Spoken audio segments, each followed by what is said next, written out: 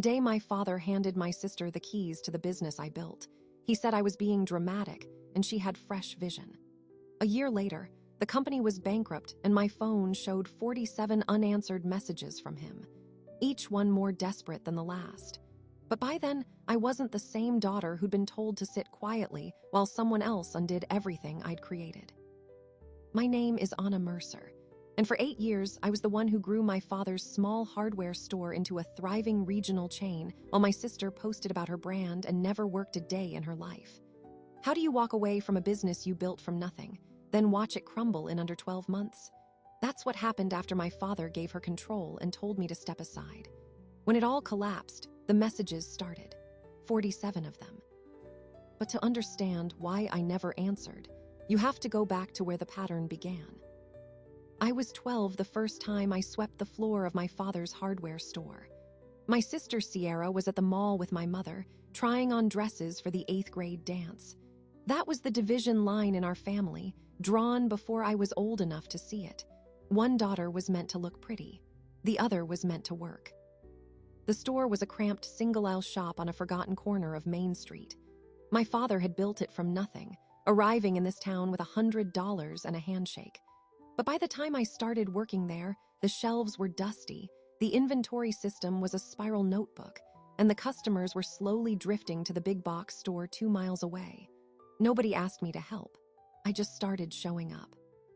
Saturday mornings, while Sierra slept in, I'd organize the paint section and memorize the difference between drywall screws and wood screws. I liked the way the numbers made sense, how inventory balanced, how a customer's problem could be solved with the right tool and a little patience. My father noticed, but he never called it talent. He called it reliability.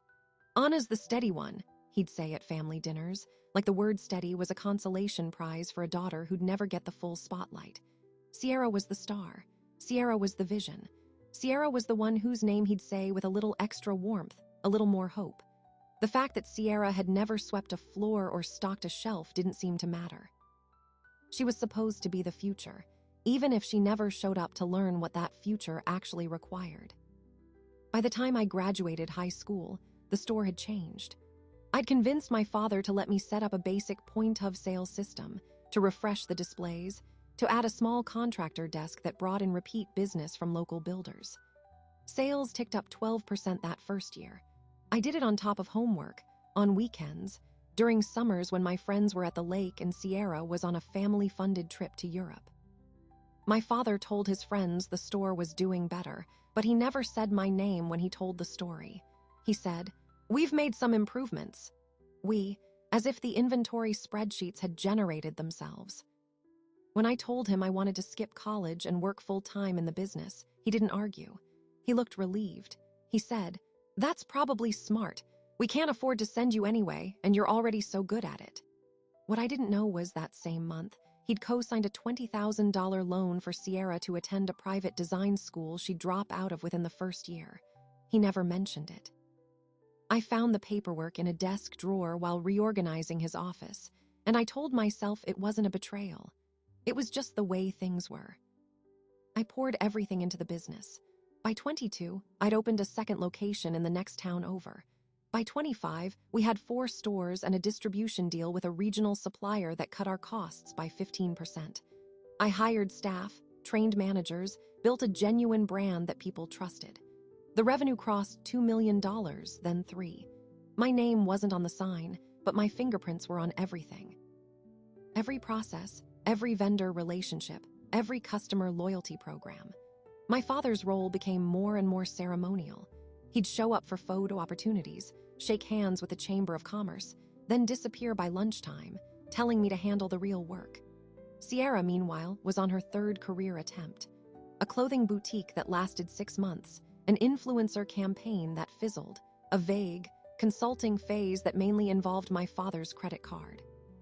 But she had one thing I didn't have: my father's unwavering belief that she was destined for greatness. The tension I'd swallowed for years started to choke me. At a family dinner in my 28th year, my father announced that Sierra was joining the business in a leadership role. He said it with the kind of pride he'd never once directed at me. "She's going to head up brand strategy," he said, using words Sierra must have taught him. She's got the creative spark we've been missing. I sat there with a fork in my hand, thinking about the marketing plan I'd written from scratch, the social media accounts I'd grown to 50,000 followers, the customer experience overhaul I'd managed without a single compliment from him. But I said nothing. I told myself maybe this could work, maybe I could train her, maybe finally we'd be a team. That hope lasted exactly 3 weeks. Sierra showed up when she felt like it. She spent meetings on her phone, dismissed my input, and proposed campaigns that made no financial sense. When I pushed back, she'd find my father and tell him I was being controlling. He'd pull me aside and say, "Let her spread her wings. You don't have to carry everything." As if the business could survive on dreams and filtered photos. The real shock came on a Tuesday morning in March. My father called a meeting with both of us and the company's accountant. He sat at the head of the conference table I'd chosen, in the office I'd renovated, under the lighting I'd installed, and he said, "We're making a change at the top. Sierra will be taking over as Chief Executive Officer, effective immediately.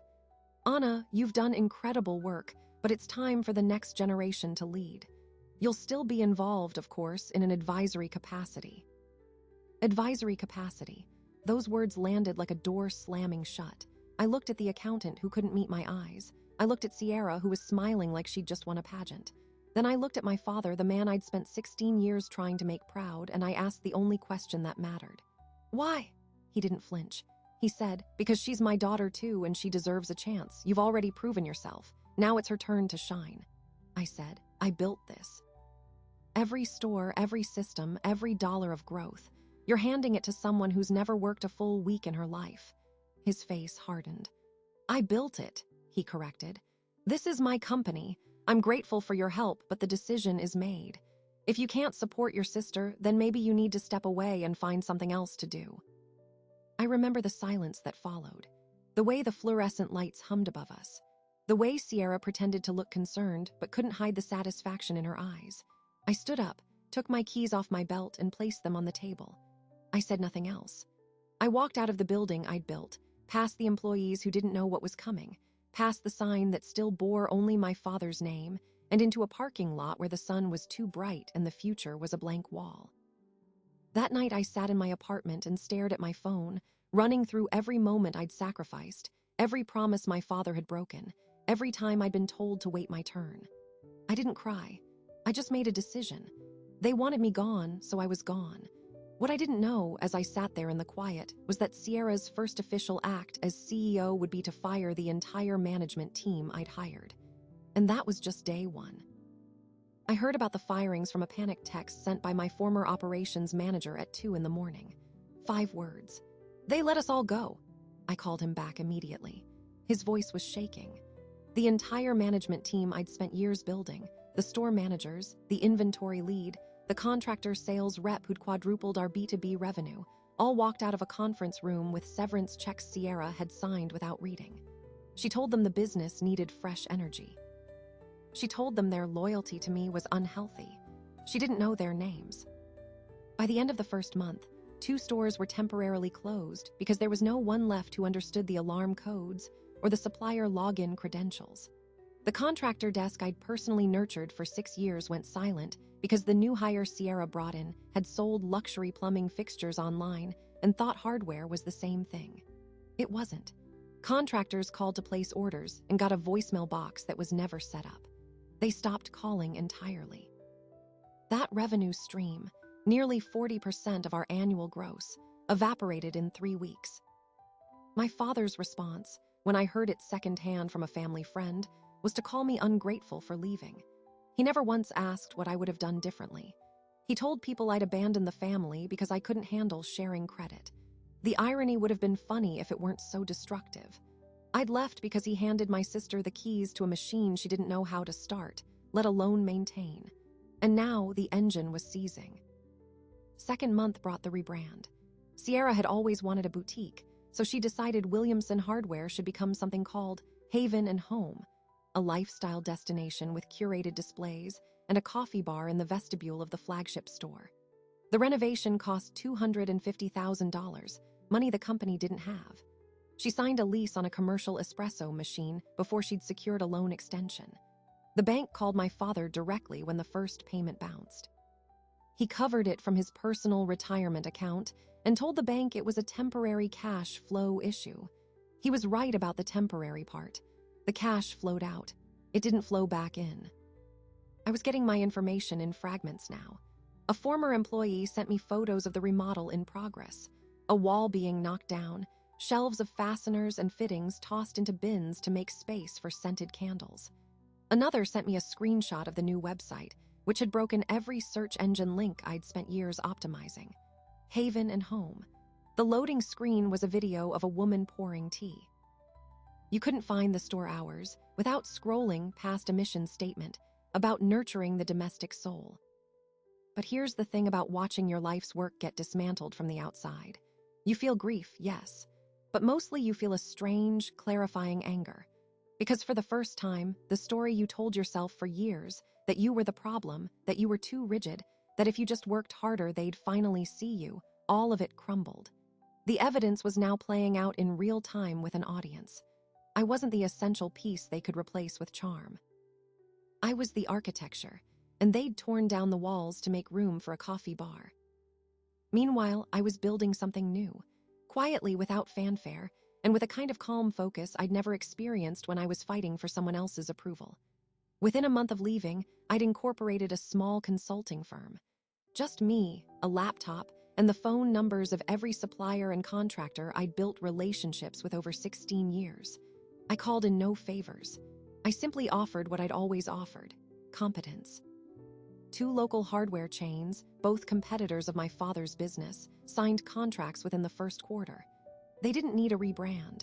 They needed operations efficiency, inventory optimization, and the kind of hands-on leadership I'd been providing for free to people who never valued it. They paid me well, more than I'd ever earned at Williamson's, and they treated me like a professional, not a backup plan. Here's where the story takes a turn I didn't expect. 6 months after I left, I got a call from a regional supply chain executive I'd negotiated with for years. He told me my father had asked for an emergency extension on an invoice while simultaneously placing a new custom order for Haven and Home, branded shopping bags with gold foil stamping. The bags cost more per unit than some of the products they'd contain. That order was the last straw for the credit department. They revoked Net30 terms and demanded cash up front for future deliveries. Cash the business didn't have because the contractor accounts were gone and foot traffic had abandoned a hardware store that no longer sold hardware. My sister's solution was to launch a social media campaign. She filmed a video tour of the renovated flagship, walking through aisles of throw pillows and minimalist shelving, talking about healing spaces and intentional living. The video got 12,000 views and 200 comments, most of them asking where the tools section went.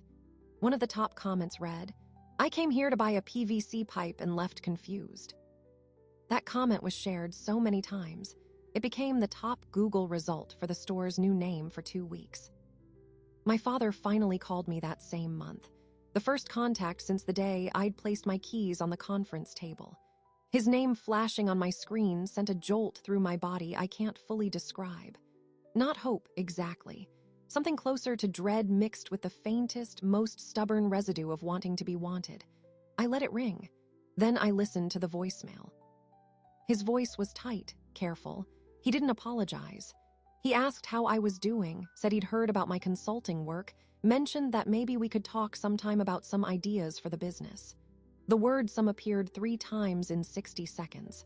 He was circling something he wasn't ready to say. I saved the message and didn't call back. What I learned later, from my aunt who still occasionally checked in on the wreckage, was that Sierra had just blown a major vendor negotiation by showing up 30 minutes late and refusing to discuss profit margins because vibes are more important than numbers. The vendor walked.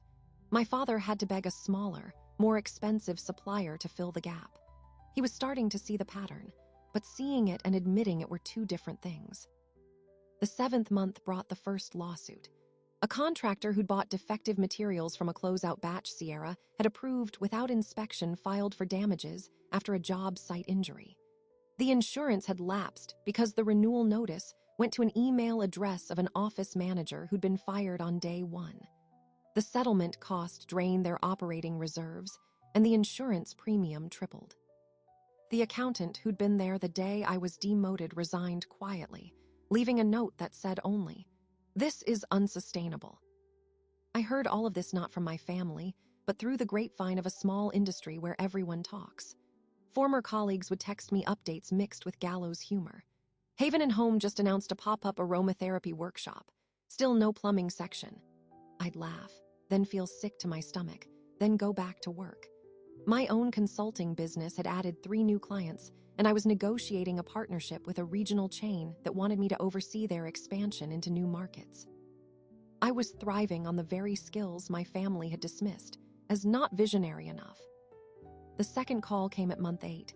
This time, my father's voice was different, no careful circling. He said, "Anna, we need to talk. Things have gotten complicated and your sister is overwhelmed, and I think maybe we made some errors in judgment." He paused, as if waiting for me to fill the silence with forgiveness. I didn't. "Can we meet?" he asked. "Just to discuss options. I'm not asking you to come back. I'm just asking for advice." I replayed that sentence several times. I'm just asking for advice. The man who told me my sister deserved a chance now wanted free consulting from the daughter he'd discarded. I texted him back that evening. "I'm not available. I'm sure Sierra's vibes will suffice." It was the pettiest thing I'd ever sent, but it was also the truest. I wasn't their emergency backup system. Not anymore. The 9th month brought the staff walkout. The remaining employees, the ones who'd survived the firings and the revolving door of Sierra's influencer friends, hired into made-up roles, collectively quit after a 3rd consecutive paycheck was late.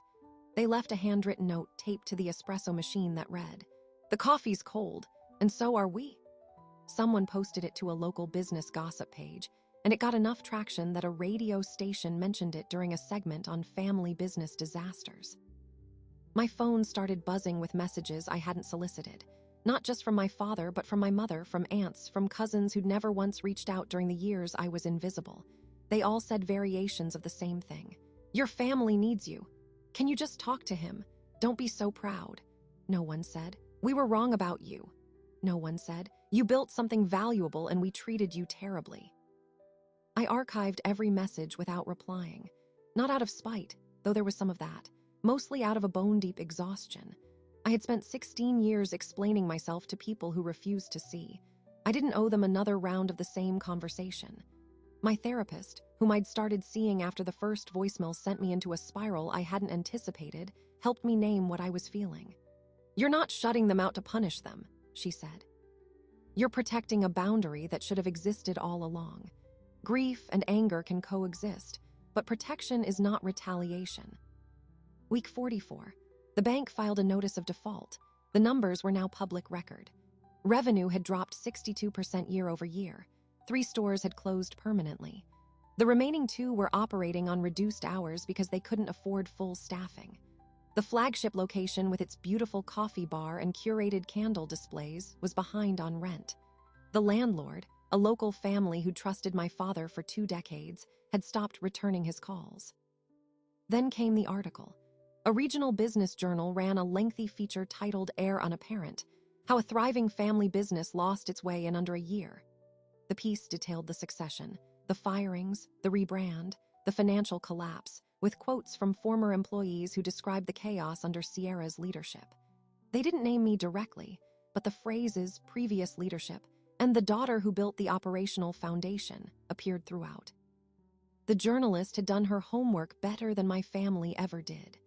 She'd traced the revenue charts I used to maintain, the growth curves I'd presented at quarterly meetings, the stark drop-off the month after I left.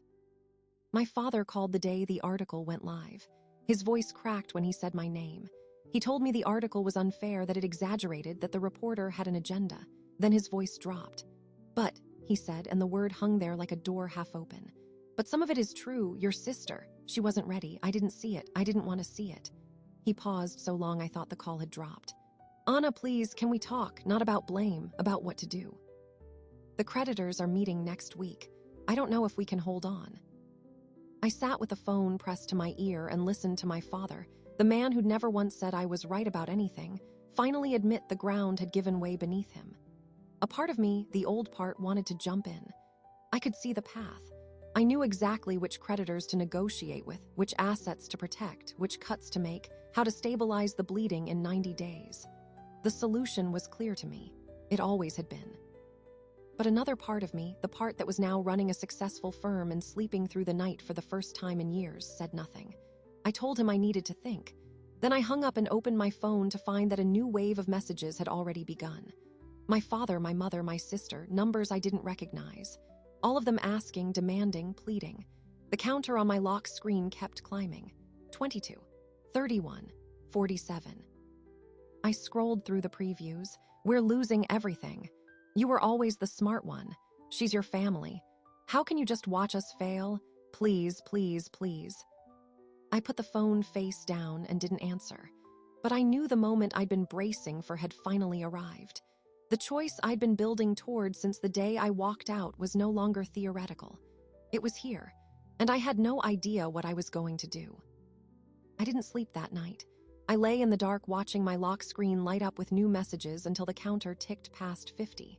Some were frantic, some were weepy.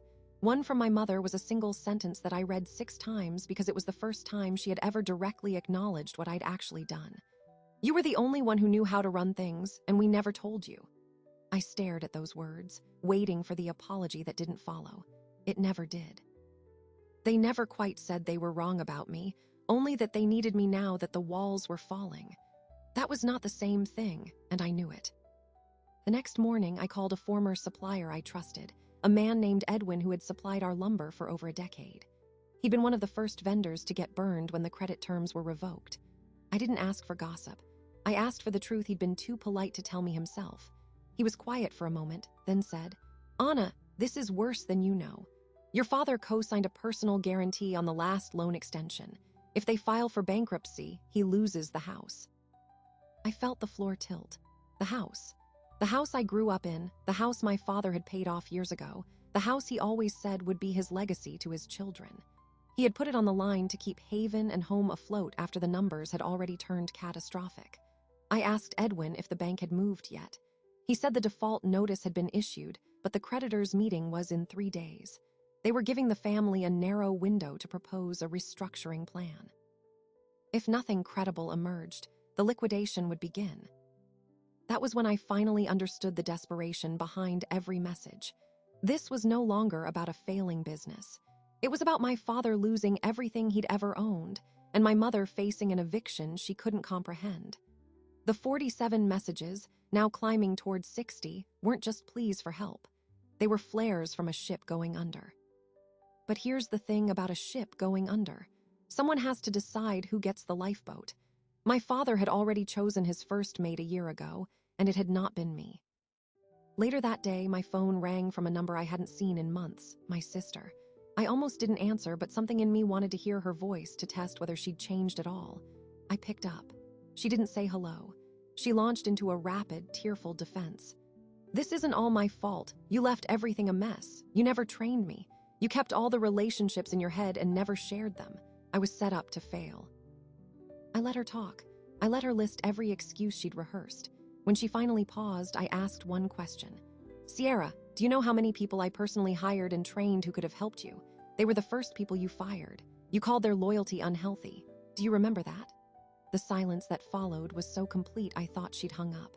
Then she said, quietly, "You don't know what it's like to walk into something you didn't build and have everyone compare you to the person before." I almost laughed. "You're right," I said. "I built it. I was the person before. You never once asked me what I did. You just took the keys and assumed the car would drive itself." She started crying then, not the performative crying I remembered from childhood when she wanted something, but something rawer. I felt a flicker of sympathy I immediately distrusted. I had no framework for a sister who cried real tears over consequences she had authored herself. I told her I needed to go, and I hung up before she could ask me to save them. That evening, I called my Aunt Meredith. She was the only family member who had never tried to drag me back into the gravitational pull of my father's approval. She had watched the collapse from a careful distance, always more observer than participant. She told me things no one else would. My father had been borrowing from friends. He'd taken a second loan against the business from a private investor, with extremely unfavorable terms, terms that let the investor call the full balance if revenue fell below a certain threshold. That threshold had just been crossed. "Anna," Meredith said softly, "I'm not calling you because I think you owe them. I'm calling you because I think you need to know the full scope before you decide anything. They may lose the house, yes, but your father also could face legal action for the personal guarantees plus the private loan terms. He could be liable for amounts far beyond what he could repay in his lifetime." My hand tightened on the phone. "Why are you telling me this?" I asked. She paused. "Because you're the only person in this family who ever understood that business numbers have real consequences. And because you deserve to make your choice with your eyes open, not from a place of guilt or manipulation." I thanked her and put down the phone, my mind spinning. This new layer changed the calculus completely. My father wasn't just losing a company. He was facing personal financial catastrophe he would never recover from. My mother would be pulled into it too. The sister who had caused all of it was now a mess of excuses and tears. And me, I was sitting on a thriving consulting business with the exact expertise needed to drag what remained of Williamson Hardware out of the fire, but with no obligation to do so. Over the following 48 hours, I did something I'd never done before. I wrote out the full cost of going back, not just the professional cost of pausing my own growing firm, but the emotional price of re-entering a system that had never respected my boundaries. I listed everything I would need to see in place before I would even consider a conversation. Sierra's complete removal from any operational role, my father's formal apology in writing, my name on the restructuring documents as the designated lead, and a contractual equity stake, not a vague promise. I didn't know if I was seriously considering this or just proving to myself that the bar was impossibly high. But writing it down steadied something in me. Then came the article update. The same regional business journal that had first exposed the collapse ran a follow-up piece 2 days before the creditors' meeting. The headline read, "Havant and Home's last stand. Family pleads for outside help as creditors circle." The article included quotes from anonymous creditors expressing extreme doubt that anyone in the current leadership could turn the ship. But one line near the end stopped me cold. Sources close to the family indicate that the estranged elder daughter, the architect of the chain's original success, has been contacted, but has not responded. They'd made my silence public. They'd weaponized the media to pressure me. The article didn't mention the 16 years I'd worked without credit, the demotion, the firings, or the early calls I'd made when I saw the iceberg approaching. It framed me as the one person who could save them if only she'd let go of her pride. I realized then that my family, or someone close to them, had spun the story. Maybe intentionally, maybe out of desperation, but the effect was the same. The public narrative was that I was the last chance, and my silence was the obstacle. The messages surged again, from numbers I didn't recognize, from local reporters, from acquaintances who'd seen the article. The count on my lock screen hit 71. I started screening everything. My consulting partner, a woman named Tessa whom I'd hired 2 months earlier, found me staring at the office wall and asked if I was okay. I told her the truth. "They're trying to pull me back in, and I don't know if I should let them." She was quiet, then said, "You're the only one who knows what it would cost you. No one else gets to decide that." That night, my father showed up at my apartment door. He had never been to my place. He'd never asked for my address, but someone must have given it to him. He stood in the hallway, looking smaller than I remembered, his jacket rumpled, his eyes tired in a way that went beyond lack of sleep. He didn't push his way in. He didn't raise his voice.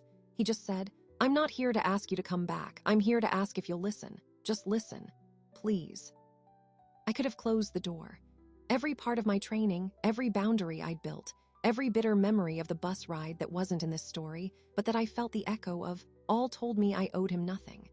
But something deeper, older, the part that remembered being 12 and sweeping the sawdust while someone else got the hugs, that part stepped aside and let him in.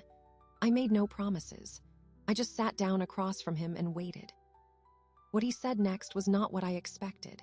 He didn't start with the business or the money or the creditors. He started with something he had never once said in my entire life. "I was wrong about you." The words sat in the air between us like a foreign object. He kept going. I thought your sister had something special. Charisma, vision. I thought you were the steady one who didn't need recognition. I built a whole story in my head where she was the star and you were the engine, and I treated you that way without ever once asking if it was fair. It wasn't fair. It was cruel, and I didn't see it until everything you built was gone.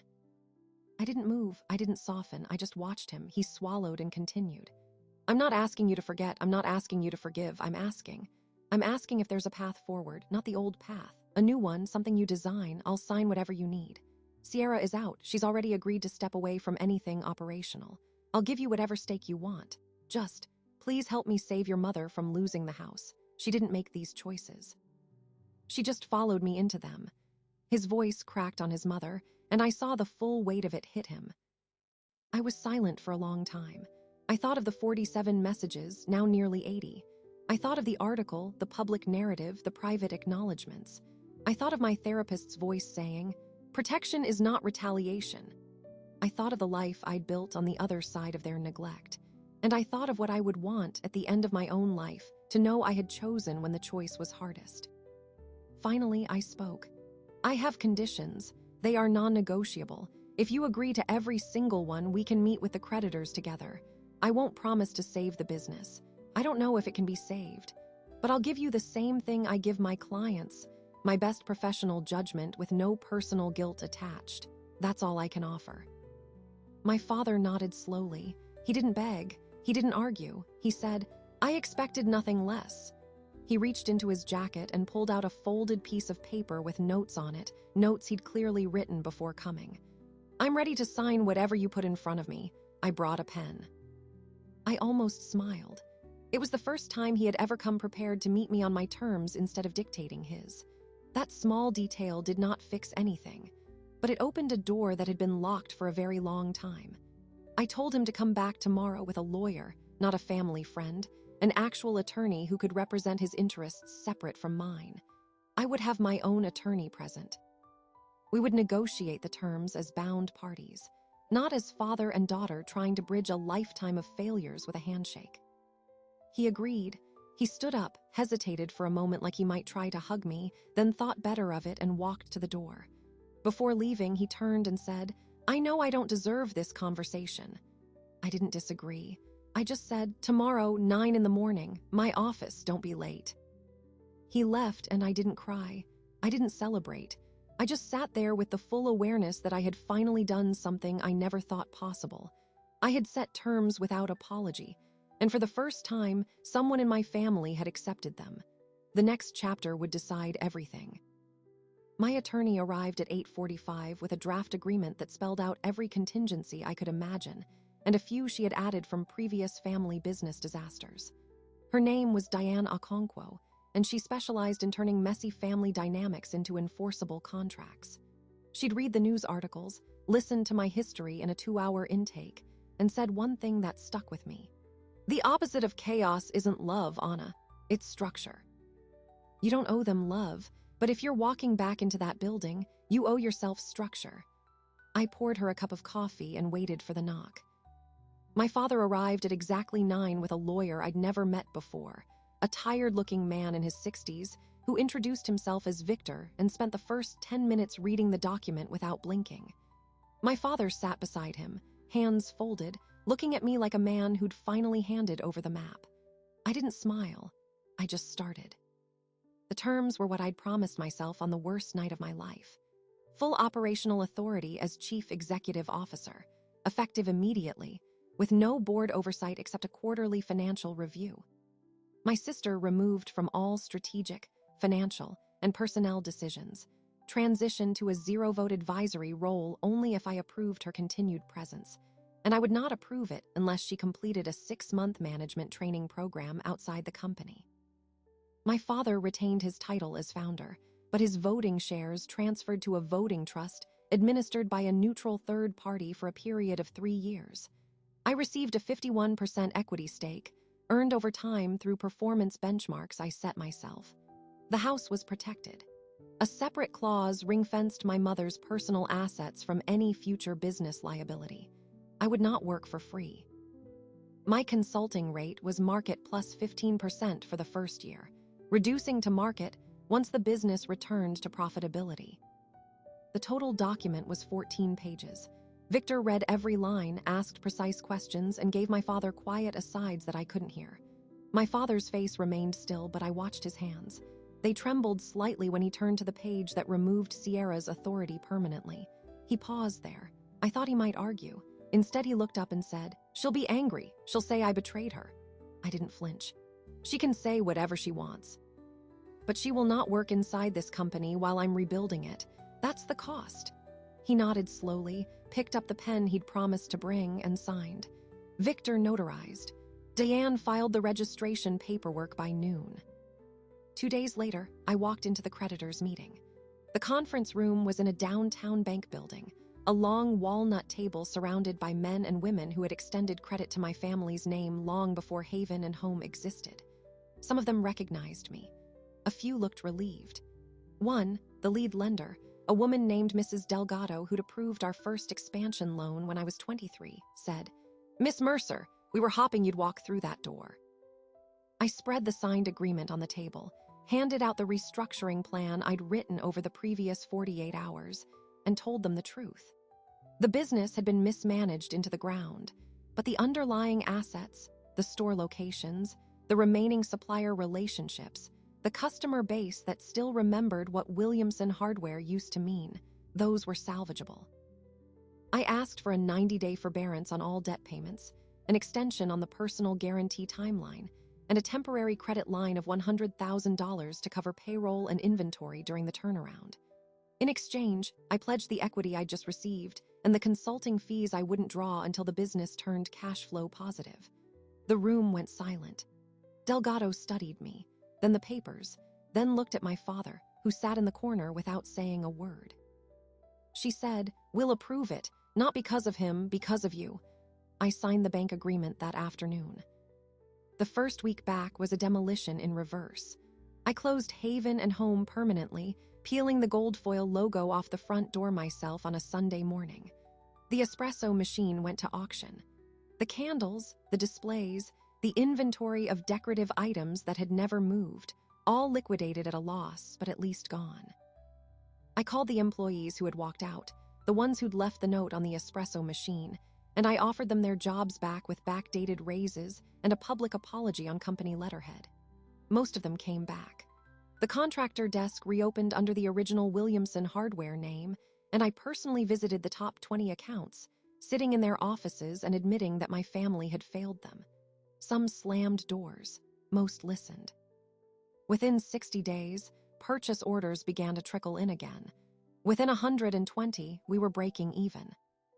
But here's what no one tells you about walking back into a house that already burned down once. The structure holds, but the smell of smoke never really leaves. I could run the company. I could stabilize the books, renegotiate the debt, rehire the team. I could not repair what had been broken between me and my father in the 16 years before the collapse. He was grateful. He was cooperative. He sometimes looked at me with something that resembled pride, but it was a pride born of necessity, not recognition. He still loved my sister. He still called her every Sunday, still worried about her feelings, still told me, "Go easy on her. She's having a hard time with the adjustment." I didn't go easy. I enforced the agreement exactly as written.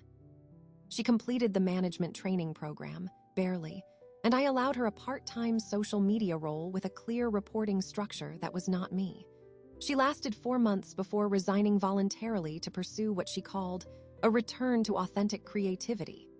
I wished her well and felt nothing. The surprising moment came 18 months into the turnaround. I just closed a deal to sell the 4th store location, the one that had never recovered its customer base, to a competitor at a fair price. The proceeds wiped out the remaining bad debt and left a small reserve. For the first time, the company was genuinely stable, lean, and mine. I was at my desk on a Friday afternoon when my phone buzzed. A message from Sierra. The 47th message I'd received since the collapse began, though I'd long stopped counting. I almost deleted it unread, but something made me open it. She wrote, "I finally understand that you never wanted to take anything from me. You just wanted to build something that was yours. I didn't see it because I was so busy wanting to be you without doing the work. I don't expect forgiveness. I just wanted you to know I finally see it." I stared at the screen. The 47 messages had started as demands and pleas and manipulations. None of them had been an apology. This one, singular and quiet and without a request attached, was something else. I typed a reply, deleted it, typed it again, then put the phone down without sending anything. Some messages don't need answers. They just need to be received. A year later, I stood in my office watching the snow fall on Main Street. Williamson Hardware was profitable again, not the chain it had been, but 3 solid stores and a loyal customer base. I had majority ownership, a management team I trusted, and a succession plan that did not rely on anyone's bloodline. My father had retired officially, and I bought his remaining shares at fair market value using profits the business had earned under my leadership. The house was safe. My mother had taken up gardening and slowly had started calling me just to talk, not to ask. She never fully apologized, but she started showing up, which was its own language. The final image I want to leave with you is not the dramatic confrontation or the triumphant return. It's the quiet Tuesday morning, 3 years after the collapse, when I sat in the first store my father had opened, the one I had swept the floors of at 12, and signed a purchase order for new inventory under a name that was finally on the title. Not my father's, not my sister's, mine. If you are watching this and you are waiting for permission to walk away, or asking yourself whether the people who depend on you will ever see you clearly, I can't promise you a happy ending. But I can tell you what I learned. The people who train you to accept less will not suddenly start offering more just because you've proven your worth. They will keep giving you the bus fare while handing someone else the car keys, until you stop waiting at their stop, until you build your own route. And sometimes, if you're lucky, they come looking for you later, not because they've changed, but because you have. And by then, you get to decide whether they get a seat in your vehicle, not out of guilt or duty, but because you choose to let them in. That is not abandonment. That is sovereignty. And the 47 messages, I never answered most of them. I didn't need to. The last message that mattered wasn't a plea. It was an apology I never asked for, sent by a sister who finally stopped performing long enough to see the truth. I didn't respond, but I saved it, not as a trophy. As a reminder that sometimes the quietest message is the one that finally deserves your attention, not your reply. I don't tell this story to make my family look small. I tell it because for years I believed the narrative that I was the steady one, the reliable one, the one who didn't need as much. That label felt like identity until the day I realized it was actually a job description no one else wanted.